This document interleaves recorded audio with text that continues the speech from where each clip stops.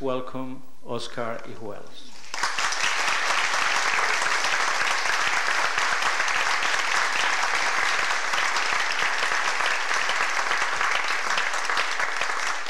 Thank you. Gracias. I just thought I would talk a few minutes about. Thank you for coming. Really, it's great. And I thought I would just talk about some of the genesis of the book and read a few little sections from it. But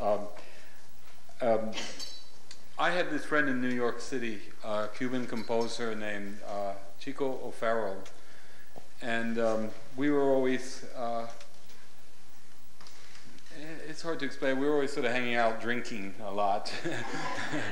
And we were always talking about projects that we could do together. He was sort of like became an uncle to me. I met him in the 80s, and I was very close to him. Unfortunately, he passed away last year, which was very sad. But he was 80, so not so bad. But I'm sure when you're 80, you wouldn't say the same thing. But so we'd sit around and we talked. At one point, he wanted to do una misa, a mass, about the history, somehow incorporating the history of Cuba into this epic sort of fantastic sacred music piece. And we never got around to it, unfortunately. Work on my end, work on his end. And then I was thinking that maybe, because it would be nice to do something much more simple. And one of the songs that he would work with was something called El Manicero by Moises Simons, which you all know, or the peanut vendor in English. And he used to do this incredible suite of this song, and I always loved it. And I thought that if one could do a really orchestrated piece of this, it would be fantastic. So I looked into the life of Moises Simon, and there's very little written about him, even though he composed one of the great Cuban compositions of all time. You've heard it a million times. And so what happened is I thought I would, one thing I learned, and I looked everywhere for biographical information on Moises Simons, this Cuban fellow with a very Jewish-sounding name. He was actually Catalan, or no, Basque in origin. Is that he wrote this song in the 20s. It became very famous in 1928. You can't see an MGM movie or RKO movie from the 1930s without hearing this kind of song. And it also started a craze in the United States and in Europe. In a sense, and what happened is that he was hooked up with the woman who sang this song, who popularized it. It was, I don't know if you know the name, Rita Montaner. Okay, good, great. I say this in a lot of places and people go, what? And what happened is that he ended up in Paris during the war when the Germans came in. And one thing, and he ended up in a concentration camp, and eventually died in Spain in 1945. But in my mind, when I was sort of conceiving it as a musical piece, I thought it would be fantastic. This sort of one section, the first section of this ballet would be in the sort of Tin Pan Alley, Havana, with rumbas and different songs and the act of creation of this famous song. Then the song itself, shifting from Havana to Paris of the 1920s, late 20s and 30s. And then the third and tragic act would be what happened after that. And we started discussing it and so forth, but Chico ended up having other projects, but I never forgot about it. And when, hanging out with someone like Chico O'Farrell, and all these musicians in New York, I always wanted to write a book about the beauty of their creativity and their wonderful and the warmth of their personalities. And so that eventually became a Simple Habana Melody, except for this very thin spine that I described to you. The book is very much an invention, although I do drop a lot of hints in the book, hooking it up with Moises Simon. One of the hints is that the singer's name in the book is Rita Valladares. Another hint is that I have a little bit of music, or a cluster of notes in the book that mentions the melody, and they really don't make musical sense unless you know the notation to El Manicero, which was sort of my nodding to this great and I think underrated Cuban composer. And the third thing is that his birthday, Moises Simon's birthday was August 24th, and that's the birthday I gave the character in the novel Israel Levis. And it also happens to be my birthday, August 24th. So if you want to send me some presents, it's okay. In any event, I'm going to pick up on the section of the book called With Rita in New York, a postcard 1928. I think these sections tell you a little taste of the book. They tell you something of his personality. And basically, it's after, he's this sort of immense man. He looks like Oliver Hardy, El Gordo of Laurel and Hardy, as they were known here, and whose initials are OH. I don't know what occurs to me, but I put them in every one of my books, and I happen to have the initials OH myself, so must be some connection.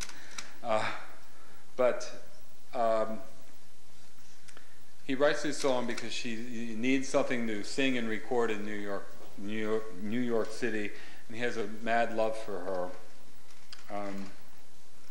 Anyway, I think it's self-explanatory, and these just give you a little insight into the different tones and some of the fantasy in the book. This section anyway is called With Rita in New York, a postcard 1928. And it has a little quotation I found from Miguel Cervantes, which goes, Cuando cantan, encantan, which means, when women chant, they enchant. Okay. Havana, October 23rd, 1928, the morning of Rita's departure to New York. The music of a string quartet by Johannes Brahms followed the composer around that morning in 1928 when he had gone off to Havana Harbor to wish Rita good luck on her journey to New York.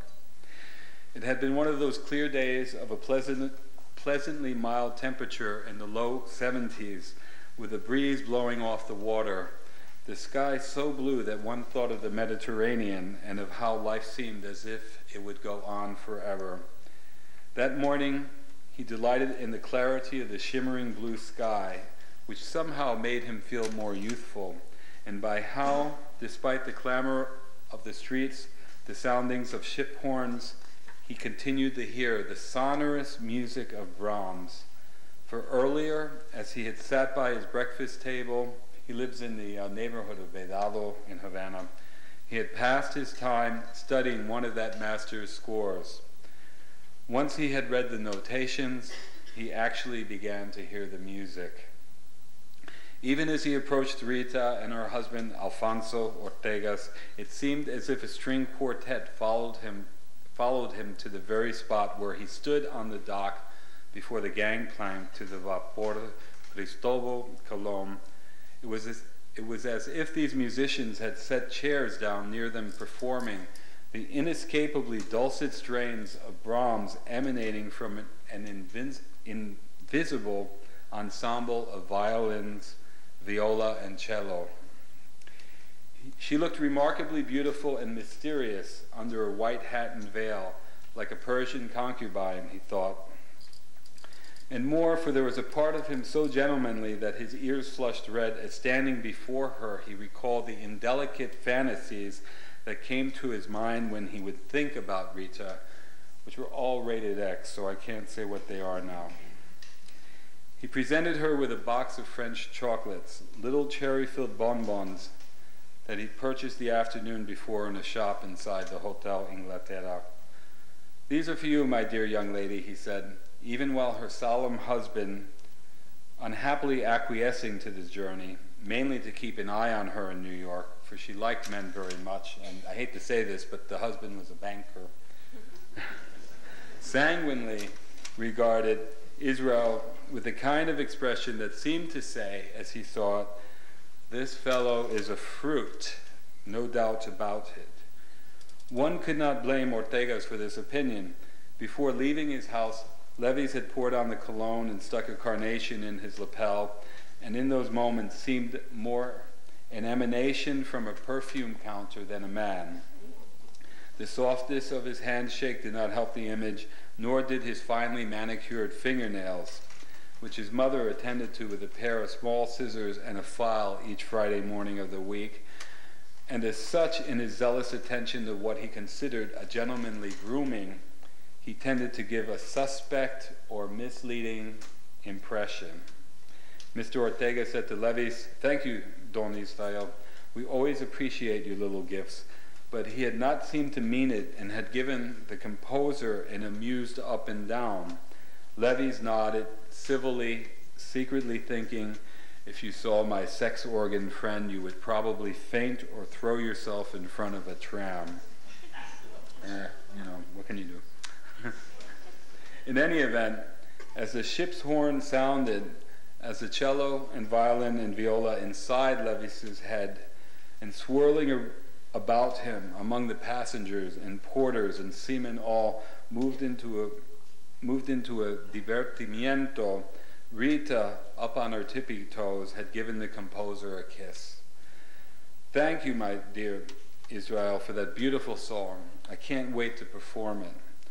I hope my score is adequate. If I'd had more time, I could have done more with it." But she told him, "No, the score for piano and voice will be enough, and it is beautiful." And then she embraced him, and thanking him again, hurried off to board the ship. He had waited another half an hour, waving up at her as she leaned over the railing, along with so many others. He stood there with the music of Brahms, not of his own song, resonating in his head, and without the slightest idea of how that song would so change his life. Then he went back home to experiment with an idea he had for a ballet, and a few hours later he went off to the Campana bar, as usual, to join up with some of his chums. And that's where he would go to hang around with his composer friends. This next little bit comes from a section that I wrote sort of almost spontaneously, basically because sometimes when you're writing a book, the characters sort of just take you along, and in this case it's just about him with a mailman. What happens? It's just a little portrait of his life, a little picture. Later that October 1928, a postcard to Cuba. Though Valladares had come to New York for a week-long engagement at the Roxy Theater and would then commence a brief tour in the Northeast, she had also arrived in the city to make some new recordings for the Victor Company. In that regard, her theatrical run had turned out to be a good preparation for the recording of Rosas Puras. I dreamed the title to this song. I don't know, I dream a lot of things that I put in my books, but this, the translation is Pure Roses. I don't know if it makes a lot of sense, but a lot of songs from that period seem to deal with this particular flower. And even though it wasn't, in my mind, it wasn't the dreamed of title, I mean, that the perfect title, I had to trust in my subconscious to use it, but yet I gave it another name, so to speak, in English, only because back then, the people were very liberal about the translations, and in English it's known as Pretty Roses. By the time Valladares made it into the studio down on Lafayette Street, Rita, despite a lonely and enervating half an hour stuck in an elevator on her way up to the 12th floor, was so well acquainted with the song that the business of recording it with a 7-piece band went smoothly enough. The producer, Silvio Fuentes, the head of Victor's Caribbean wing, in his perpetual quest for new recordings for the South American and Caribbean markets, was so pleased by her rendition that he told Rita, "We'll have it out within this month." That afternoon, she sat on a bench in Central Park along 59th Street, and with sparrows circling her feet, she wrote out a postcard to the song's composer. In it, she addressed Israel as "Mi querido gordito bueno," my dear sweet fatty. I am here in New York, missing Havana and all my friends, but I have made the recording of the song, and it came out especially well. The feeling is that we will have a great deal of success with it. Anyway, I am off to Boston the day after tomorrow. I hope it is not too cold there. Take care of yourself. I send you my tender affections. And she signed it, La Chiquita Rita, wondering if the note might have seemed too forward in tone. It was a Friday in late October of 1928 when she posted the card from a corner mailbox. A mailman picked it up and transported it to the 33rd Street U.S. Post Office station.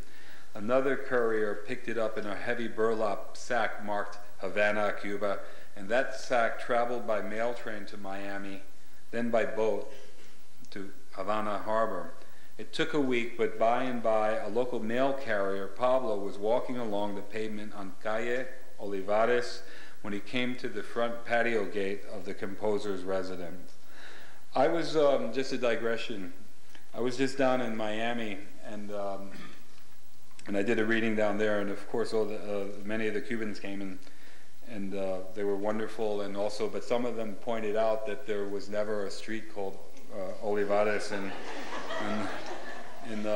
but I had to point out that one of my mother's names is Oliver, and so I had to sort of put a little reference, but you cannot prove to me. So I said, "Do you have a map of Havana in 1928?" And they didn't. So, but really, it's the kind of thing you put in homage, and I'm always doing that with different things.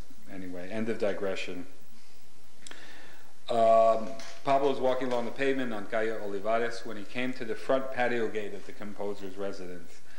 As on innumerable occasions, he lifted the gate latch and followed a short path under a heavy-branched acacia and past a little garden full of chrysanthemums and roses. Then he tapped on the door. He could hear a few notes being played on a piano, followed by several chords from a room deep inside that house, and birds chirping, the buzz of insects around him too. Then the composer calling out, "Aquí, I'm here."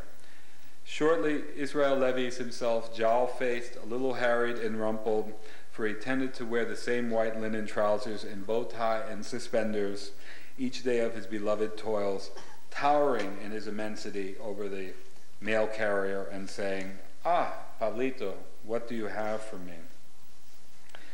The mail carrier handed him a small bundle of items, a few letters addressed from Spain, a letter from a Cuban in Chicago, a copy of National Geographic magazine, which he subscribed to, and the postcard from Rita bearing on one side an image of the Statue of Liberty, which he had not at first noticed. But as Levies had a natural inclination towards friendliness, he asked the mail carrier, "Would you like a coffee?" Then, "A little drink?" To which the mail carrier answered, "A drink would be good, my right heel is killing me." Second digression.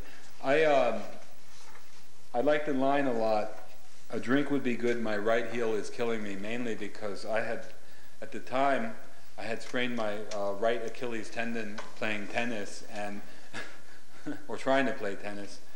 And what you often do when you're writing books is these notions pop into your mind based on reality, and it turned out to be the perfect little image for this postman to come inside and have a drink, because he's actually in a little pain, and it's the middle of the day, and he's with this friendly man, and it just seemed right.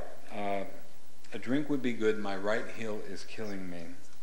Inviting Pablo into his kitchen, the composer poured him a full glass of rum, and even as the mail carrier seemed a little nervous, perhaps anxious to resume his route, Israel also filled a glass with rum for himself and then said, "Come with me, my friend," and he led the carrier down a hallway into a back room to his study, its doors opening to a courtyard and garden.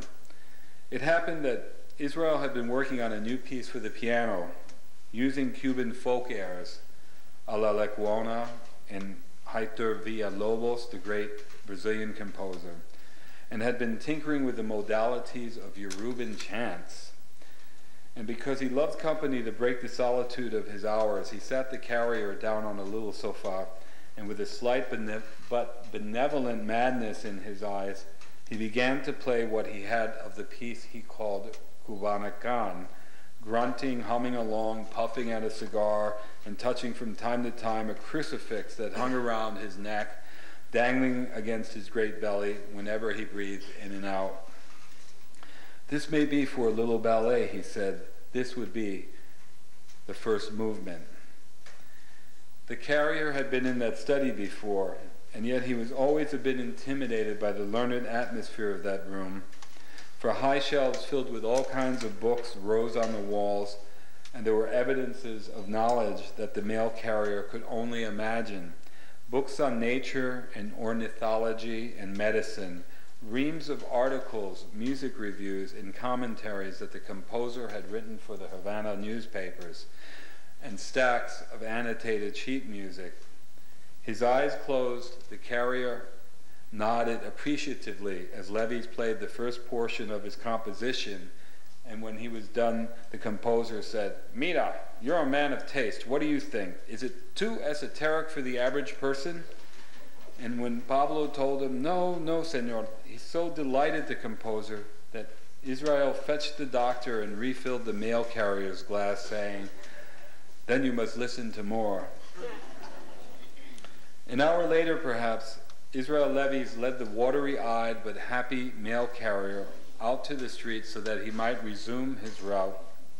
And he did so sadly, as he liked the carrier's quiet manner, his gold-toothed smile and guileless eyes, trusting in his opinion above all, as he was an exemplar of the ordinary man.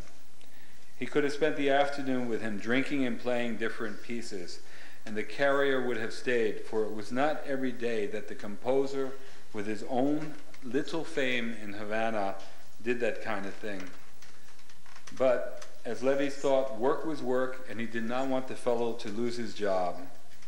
Yet, feeling that it would be useless to attempt further composition, as he had consumed 4 glasses of rum and could only write well under the influence of 3, Levis planned to take a nap, resting for his excursions out into the city later in the evening. He was feeling rather good when he finally came across Rita's postcard from New York, rereading her salutation a half-dozen times and greatly touched in a perhaps overly sentimental way by the line, "We will have a great deal of success with it."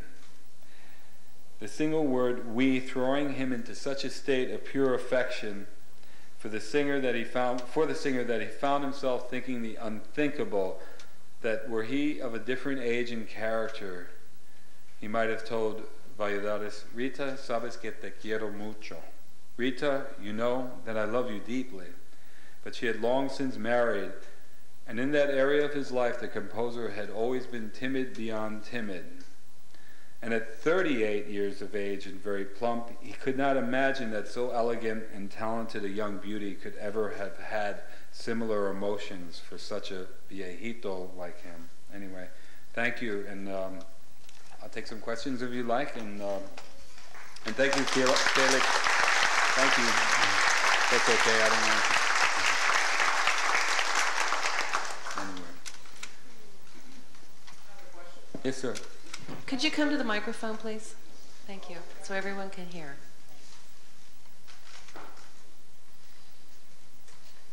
Could you tell us a little bit about your Cuban roots and how these enabled you to write a book that's deeply Cuban in some of its aspects? You know, my parents came to New York from Oriente. My father was from a small town called Hijuelos, and my mother was, you know, from Holguín, which are, you know, hub down there, basically farm. They both came from farming families, but I think my father in particular, he had a very large family, and several of them had come to New York in the 1930s. And I do know that as a young man, he had come to New York City on a visit when he was about 12 or 13 in the 1920s. So I know this sounds crazy, but just his imagery in my mind has made me always reflect back to that period. He had enough wanderlust that he decided to come in the 1940s to join his sisters, one of whom worked for, I believe, Pan Am Airlines back then, and another who worked in Macy's, for what it's worth. I'm discussing this because there's such a stereotype of Hispanics only going places because they have to, or because of politics, or because they're poor, or whatever. And I tend in my books to write about these sort of generations of people I knew growing up who came because they felt like it. I mean, they didn't have to. And people of sophistication know this, but a lot of people just don't.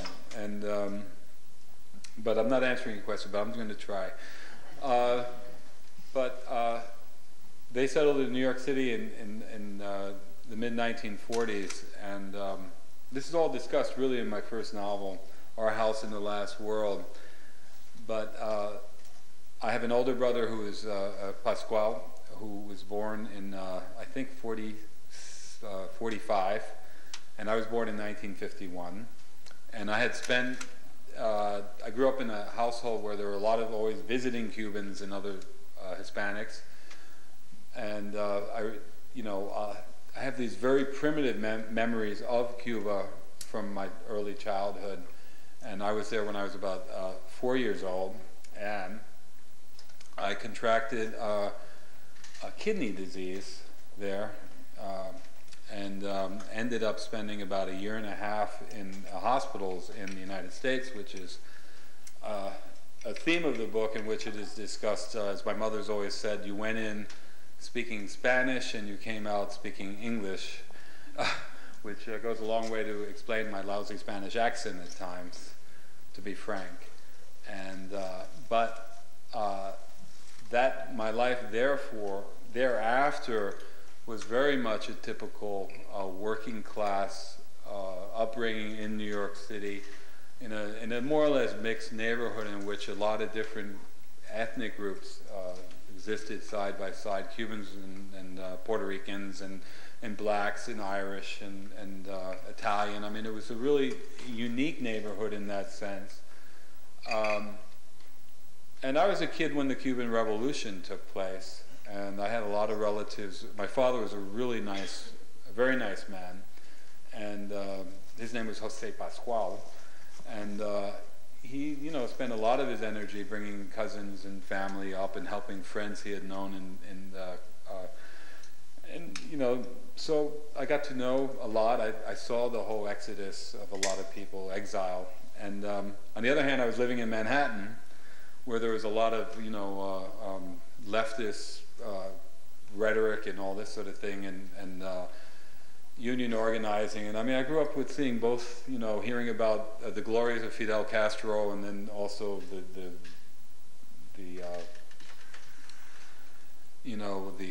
crimes and so forth. And but mainly, I when I was a kid, for various reasons, as a kid, I wasn't much interested in the Cubanismo, or whatever you want to call it, however you want to call it. I just wanted, when you grow up a certain way and you see certain things going on around you. I knew my father, for example, had 2 jobs most of his adult life, and eventually it killed him when he was a relatively young man, and I was 17 when he passed away. And am I telling too much here, or what? You know, it's all in my first novel. Only 1795 of Barnes and Noble. I don't know, but no, I mean, it's tough. You know, people have been wanting to make a movie out of my first novel, and I've been telling people no for years, because to me it's like a little story that is so special. But in any event, when you're a young person, you just want to run away from what your parents are about and all this, and essentially that's what I did. I was playing a lot of music when I was a kid. I grew up in a very musical neighborhood, and but I really was very much a New Yorker rather than Cuban, and because my father had a rough time. They did not have an easy time in New York City. They were educated, I think the level of maybe high school, achieved the level of high school education in Cuba, but did not, they were not educated by English speaking standards. My father spoke English, but he did not say a lot, and I don't remember long conversations with him. My mother is one of those resistant Cubans who this day has trouble getting through a paragraph in English without throwing in a lot of Spanish, and God bless her. She's 90 now, almost. So. But I'll tell you like a lot of stuff about self-imagery, which will eventually, a couple of hours from now, return to the question. But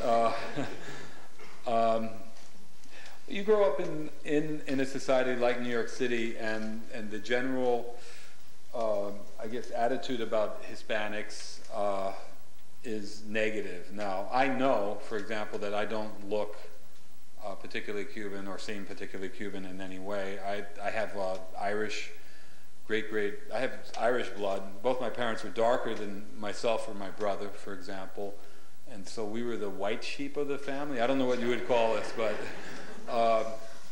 so whatever reason God put me in this world for, one of them was to break stereotypes and try to figure out things. But at that time, the image was so strong of sort of Hispanics being, let's say ignorant or not with it, that I couldn't conceive of my father, for example, having any kind of real grasp of anything, and after when my father had passed away, this guy came to the wake and all this, and he was an Italian guy. Oh, Pasquale, un buon uomo, and all this sort of stuff, and he just started going into this whole thing, and I asked my mother, and I said, well, did Pasquale know any other languages besides Spanish? And she said, yes, he knew German, French, Italian, and something else, Who knew? So, I didn't. I'm just rambling, aren't I? I'm sorry. But this is like being in a giant psychiatrist's office. But essentially, to make a very long story short, I sort of stepped away from my background and found out that the world seemed rather cold to me, and as more time went by, you as a son of immigrants, as a child of immigrants, you always try to fit into the greater world, or at least I did, and you realize that the greatest source of warmth is your own family and the people you knew. And for me, I had never really, growing up, I always heard your mother and father are Cuban, you're Cuban, American, whatever, but I'd never, because I didn't grow up in Miami, I didn't grow up really in New Jersey where a lot of Cubans were, I really put myself aside. Also my experience of being in hospitals when I was a kid and so forth, I always felt apart from everything in a way. But as I got older, I started, I wanted to write. I started wanting to write when I was in my mid-20s, more or less, at City College, as had been mentioned.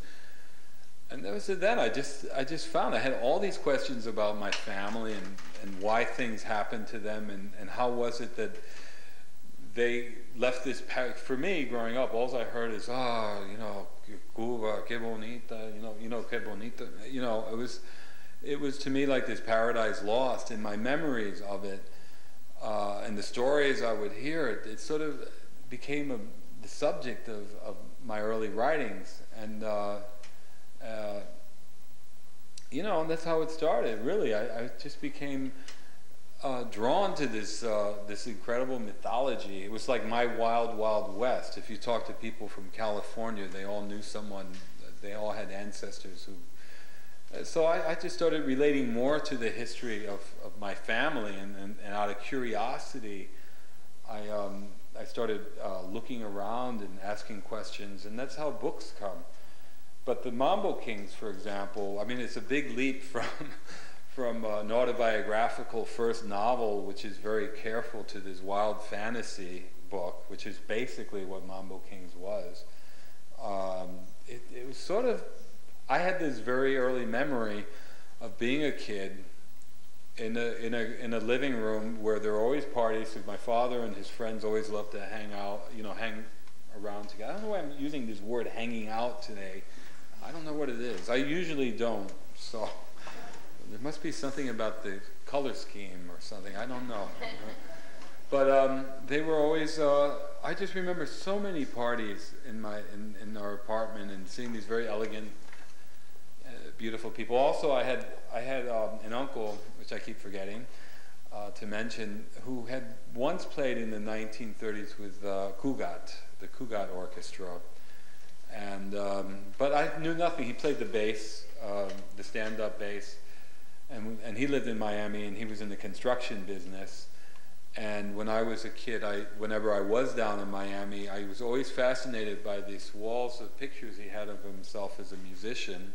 I didn't know anything about his career, other than that he looked, a very sharp-looking guy. His name was Pedro Talleria, a very sharp-looking man, and sort of like, I guess, in my mind, gave me a license to write about this era of these musicians, and that's how it all begins. I know that he was also a very quite Cuban fellow, and a wonderful person. So, but I write mostly out of like an affection. This book I wrote, as I told you at the beginning, sort of not so much because I wanted to have a project with my friend Chico, but also just out of a pure affection, for, I guess, the lifestyle of the creative kind of person. And in fact, but it didn't come easily. I'll tell you another. I mean, the weird thing is, I almost changed my name. I won't go into what I almost changed my name to until because it was. I never would change my name, but I was going to make a very crude joke about Oscar somethings, because my portraiture of Havana was not particularly based on any first-hand experience. So I went down there 2 months ago to visit family I had there, which I went through the visa thing and so forth, and I found it wonderful. But I also found that the Havana I was writing about in this book was very much on time, but it's a Havana derived from photographs, from literature, from conversations with people, from the music itself, and mostly from an emotionality that I bring to the subject.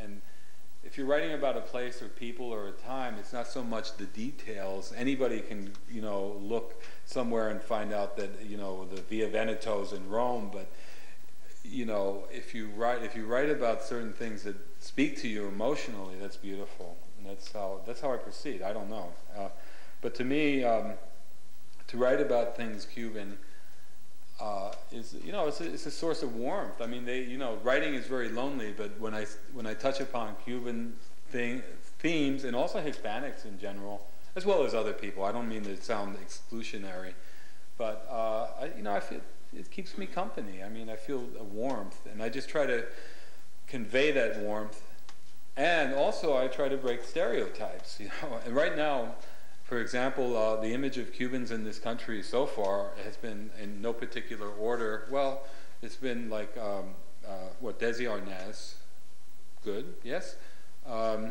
Fidel Castro, another image, and then after that it became, years later, as far as I can tell, I mean, this is what I would hear, the Mambo Kings, right? And then it became El Duque, right? And then there's some movies, singers like Gloria Estefan and Andy Garcia, actor Andy Garcia, a few others maybe. And then it was Alien, right? And then the other big thing I keep hearing everywhere is, hey, Buena Vista Social Club, So there's more to any Latin culture than, these things that stick out. And unfortunately, that's what the media grabs onto, And so in my own little way, I wanted to write this book to commemorate that epic as in Cuban history, in which a lot of, it was very rich and quite beautiful, and that's this little bit of this culture is as sophisticated as any in the world, and I think it's true, So I write my books, Cuba about Cuba is out of emotion, but also as a fan, what I say, there's a lot going on there.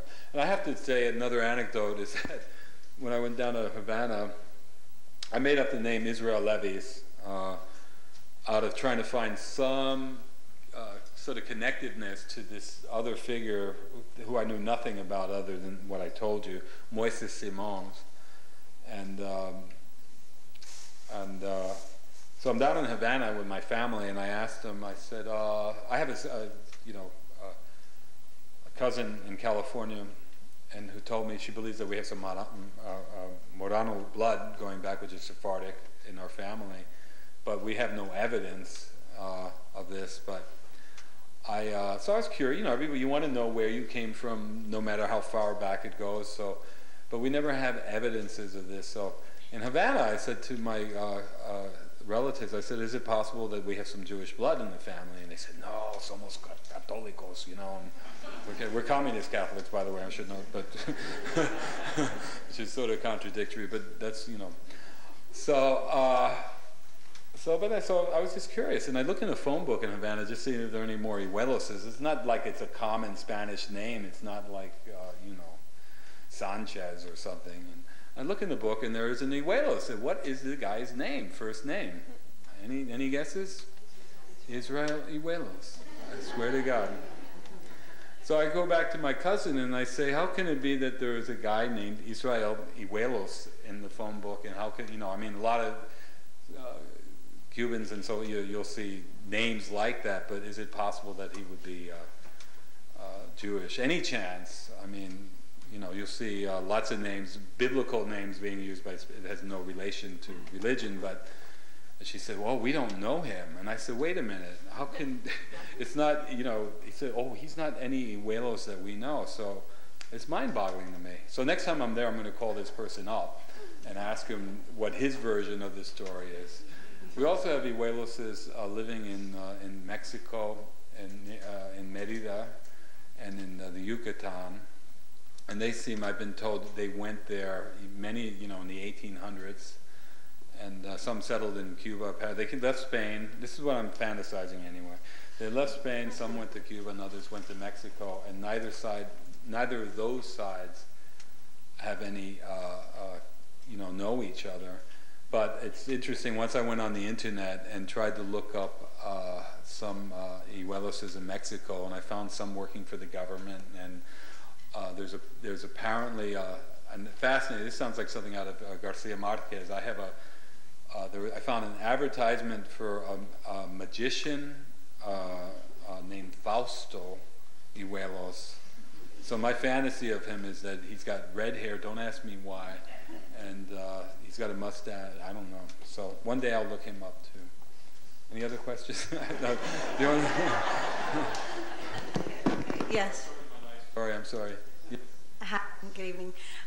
You speak a lot of stereotypes and generation gaps. I was wondering, it's not really a question, or your thoughts on young Latinos today relating to the book, or what would you would like them to get out of it about culture and passion and emotionality? How would you like them to relate to it?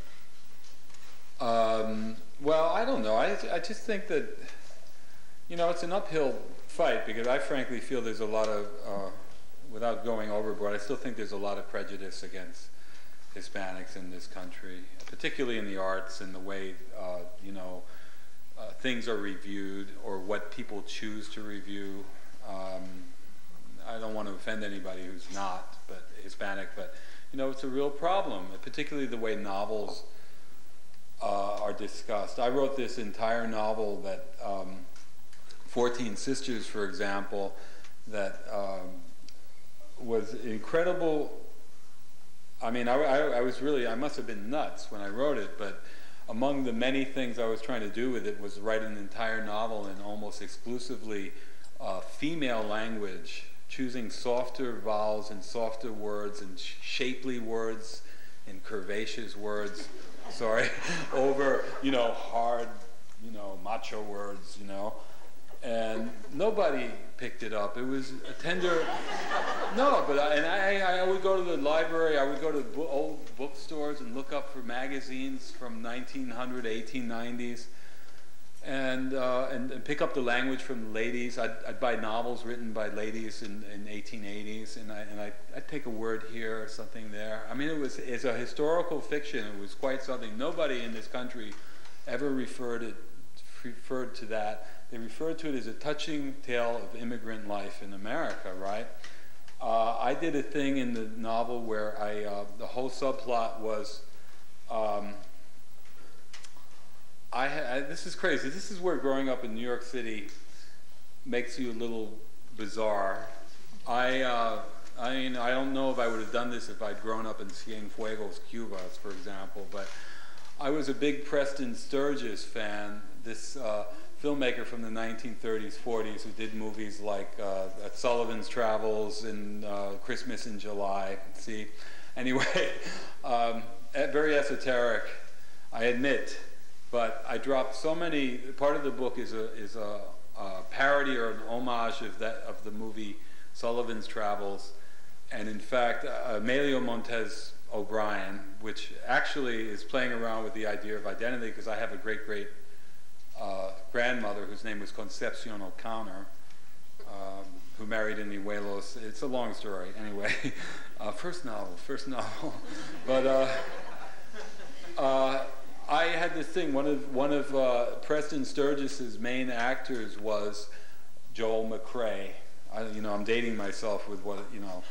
And so Emilio looks so much like Joel McCrea and he becomes an actor, and he even meets Joel McCrea at a party in Hollywood, and Joel McCrea says to him, you know, you could be my cousin or my brother, you know. So how many hints could, I mean, I dropped a lot of hints, and yet that portion of the book was never discussed, and it was, you know, anything like that was classified as a touching immigrant novel about Cuban life, anything, you know. So I could write a novel in which a flying saucer breaks through the walls and turns into a chimpanzee, and they would say a touching immigrant novel about life. You know, what I'm trying to say is that I'm not at all, I'm very proud of my Cubanness and my roots, but I've always disagreed with the way, you know, when I talk about this prejudice about the way certain books are perceived. Now, if I could show you the European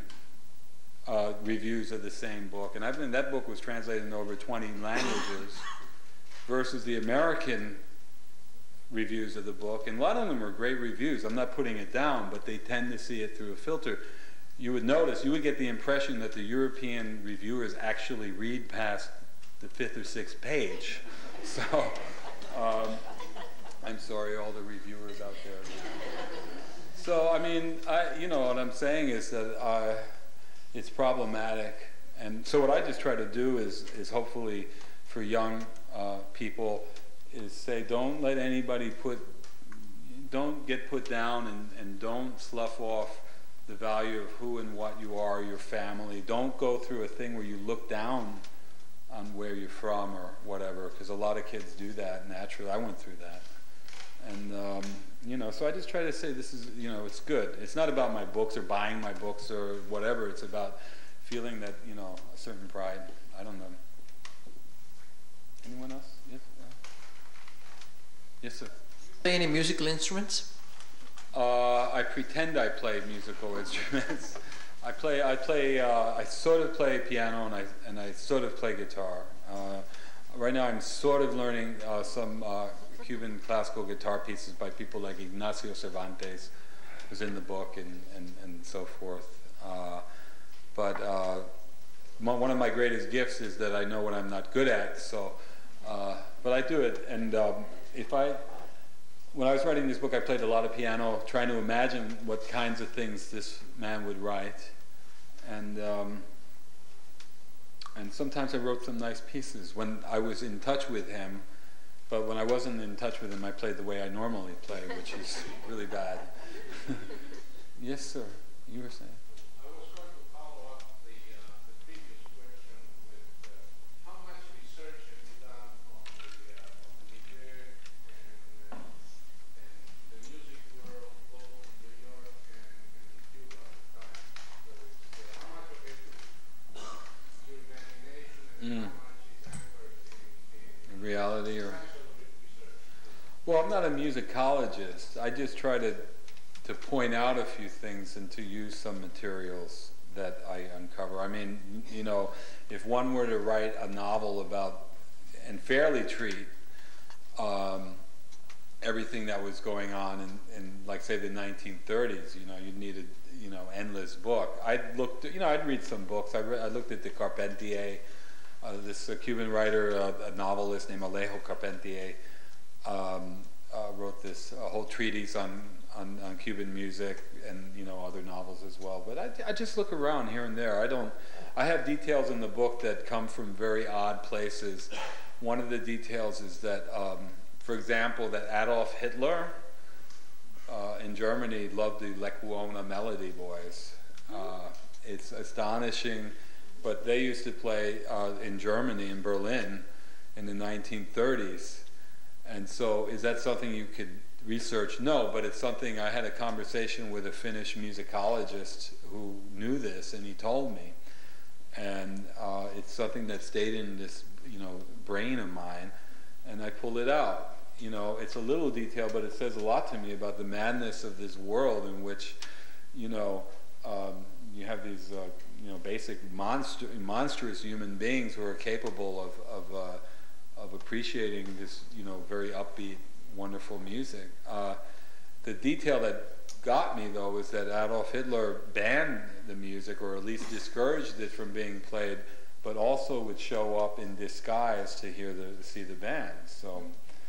Then someone said to me, how would the head of Nazi Germany disguise himself to go to hear Hijuelos? And so I made the joke, he'd dress up like a woman, and they said, really? And I said, no, I just made that up. But you know, some of it's fact, and some of it is fantasy on my part, and some of it is speculation. I don't really know. What killed me is I have if you know the Cuban composer Ernesto Lecuona, I don't know anything about him. You know, it's basic. He was born in 1900, died in 64 or something like that, and wrote many, many wonderful songs. I don't know anything. He's sort of like, he was like the Cuban Gershwin, right? Maria Lao, and I mean, just so many wonderful. I imagined what he was like from his music. I didn't find any articles about him. Sometimes too much information ruins a piece. But of course, after I finished writing about him, I meet these wonderful women who knew Lecuona. And then they tell me these things that I love. And one thing is that if he was about to play piano and you moved, he'd say, "Cállate," you know, or, you know, he's like grouchy, you know, grouchy genius kind of guy. And I said, you know, the book had already been in the press, and I called up my editor and I said, look, can I add something to one little bit of portraiture? And he said, no, because I was doing that with him for months, You know, I just, I want to put this in. And I could have written another 100 pages easily because I fell in love with a world, you know, with this world. And it seems to work. I mean, I'm not sure. I mean, it seems to work. I'm anxious to see. I'm interested in seeing how you know, the people who were there back then perceive the book, and I imagine it will be the way that people perceive the Mambo Kings, which is that, you know, it was sort of like that, not always like that, but sort of like that. Yes. You mean the one with the giant phalluses and all that? Yes, of course. No, no, I have a lot of fun. I'm sorry. No, actually, I always say that this wonderful journalist from the New York Times, Mirta Ojito, asked me, like, you always have these guys who are very, you know, and I said they're a metaphor for creative ability. And she said, oh, metaphor. So that's what they are. It's metaphor. But mostly I'm just having fun, and you know, it's very hard to write love scenes without it either sounding idiotic or like two gorillas are fooling around, and so I just try to have a little fun with it and, you know, make it interesting. But thank you very much. Thank you.